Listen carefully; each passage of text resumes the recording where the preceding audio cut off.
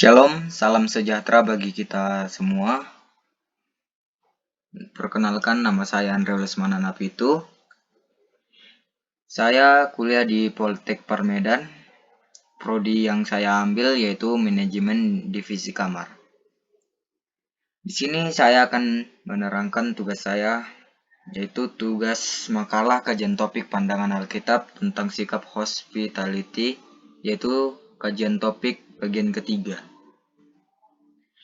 Dosen pengampu yaitu Bu Lydia De Vega Sipayung, mata kuliah Agama Kristen. Alamat kampus Poltek Parmedan yaitu Jalan Rumah Sakit Haji nomor 12 Medan. Puji syukur kehadirat Tuhan Yang Maha Esa yang telah memberikan berkat dan anugerahnya sehingga saya dapat menyelesaikan tugas makalah yang berjudul Pandangan Alkitab tentang sikap hospitality ini tepat pada waktunya. Adapun tujuan dari penulisan dari makalah ini adalah untuk memenuhi tugas dari Bu Lydia De Vega Sipayung pada bidang studi agama Kristen. Selain itu, makalah ini juga bertujuan untuk menambah wawasan tentang topik pandangan Alkitab tentang sikap hospitality bagi para pembaca dan juga penulis. Saya ucapkan terima kasih pada Ibu Lydia selaku dosen di bidang mata kuliah agama Kristen yang telah memberikan tugas ini sehingga dapat menambah pengetahuan dan wawasan sesuai dengan bidang studi yang saya tekuni.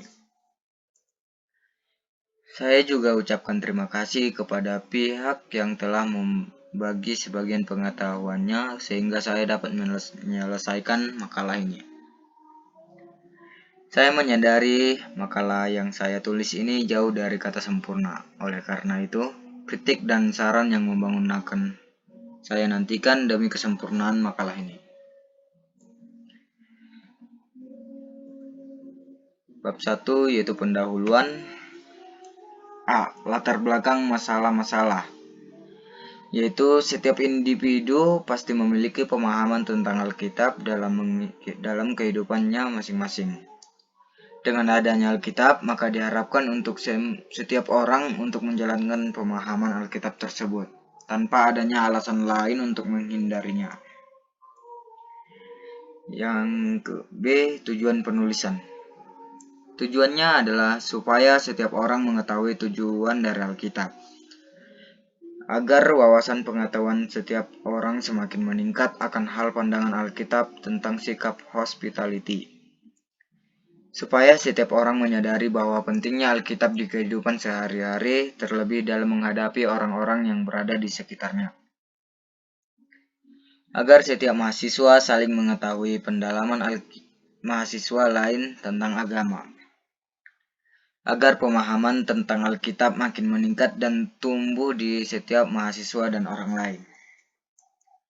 Agar setiap orang tahu pentingnya untuk memiliki agama. Bab 2 yaitu pembahasan isi. 1. Pengertian Alkitab. Alkitab adalah sebutan untuk sekumpulan naskah yang dipandang suci dalam Yudaisme dan kekristenan.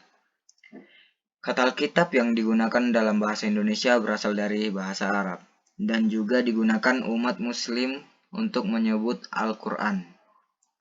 Alkitab merupakan sekumpulan kitab suci yang ditulis pada waktu yang berlainan oleh para penulis yang berbeda di lokasi-lokasi yang berbeda. Umat Yahudi dan Kristiani atau Kristen memandang kitab-kitab dalam Alkitab sebagai hasil dari pengilhaman ilahi dan sebagai catatan otoritatif mengenai hubungan antara Allah dengan manusia. Kata Alkitab berasal dari gabungan dua kata. Al berarti penting, luhur, agung, dan bias berarti suci atau benar. Sedangkan kitab adalah buku. Jadi Alkitab berarti buku yang penting, luhur, agung, benar, dan suci. Alkitab adalah firman Allah, merupakan perkataan Allah, di mana Allah berbicara kepada manusia secara tertulis. Alkitab adalah firman Allah yang menjadi otoritas dan satu-satunya landasan praktik kehidupan kepercayaan. 2. Pentingnya Alkitab tentang sikap hospitality. Alkitab memanglah penting bagi sikap hospitality. Mengapa saya katakan begitu? Karena tanpa adanya Alkitab di setiap orang, terlebih dalam menjalankan pekerjaan hospitality, maka sebab dan akibatnya adalah akan terjadi hal-hal yang tidak diinginkan seperti mencuri barang-barang yang bukan miliknya, saling menyalahkan satu dengan yang lain, dan tidak ada keramahan dan sopan santun. Tidak akan ada terjadi kedamaian di tempat dunia kerja hospitality, maka dengan itu, Alkitab sangatlah penting bagi setiap orang yang menjalankan pekerjaan di dunia kerja hospitality. Yang ketiga, bagaimanakah menjalankan sikap hospitality di pandangan Alkitab? Cara menjalankannya terbagi atas dua, yaitu yang pertama, cara menjalankannya adalah sebagai berikut. Kita harus rajin membaca Alkitab dan beribadah agar hati dan pikiran yang jahat tidak akan ada. Yang kedua, harus menjalankan pekerjaan dengan hati yang bersih tanpa adanya rasa bersungut-sungut ataupun mengeluh. Yang ketiga, janganlah mempunyai pikiran dan hati harus memiliki. Yang dimaksud adalah jangan mempunyai rasa ingin memiliki semua, seperti contoh, ada barang orang lain yang mewah atau yang bagus, lalu langsung mau mengambil barang tersebut. Karena itu adalah perbuatan yang tidak disukai oleh Tuhan Yang Maha Esa, seperti contoh isi dalam Alkitab Efesus 4 ayat 28. Yang berisikan orang yang mencuri. Janganlah mencuri lagi, tetapi baiklah ia bekerja keras dan melakukannya pekerjaan yang baik dengan tangannya sendiri, supaya ia dapat membagikan sesuatu kepada orang yang berkekurangan. Bagian 2, adapun tujuannya adalah sebagai berikut. Yang pertama, agar tidak terjadi hal-hal yang tidak diinginkan. Yang kedua, supaya pelaksanaan pekerjaan hospitality berjalan dengan baik dengan adanya berkat yang diberikan Tuhan. Yang ketiga, agar setiap pelaksanaan tidak memiliki hati yang bersungut-sungut. Yang keempat, agar tidak terjadi fitnah memfitnah antara satu dengan yang lain. Bab 3, kesimpulan dan saran. Yang pertama, kesimpulan. Adapun kesimpulan yang diperoleh dari kajian makalah tentang topik pandangan Alkitab tentang sikap hospitality yaitu sebagai berikut. Yang pertama, dengan membaca Alkitab, segala aktivitas yang kita lakukan akan berjalan dengan lancar. Yang kedua, dengan adanya Alkitab, maka akan terhindar dari perbuatan-perbuatan dan pikiran-pikiran yang tidak diinginkan. Yang ketiga, jangan langsung berpikir negatif akan segala aktivitas sesamanya. Yang kedua, saran.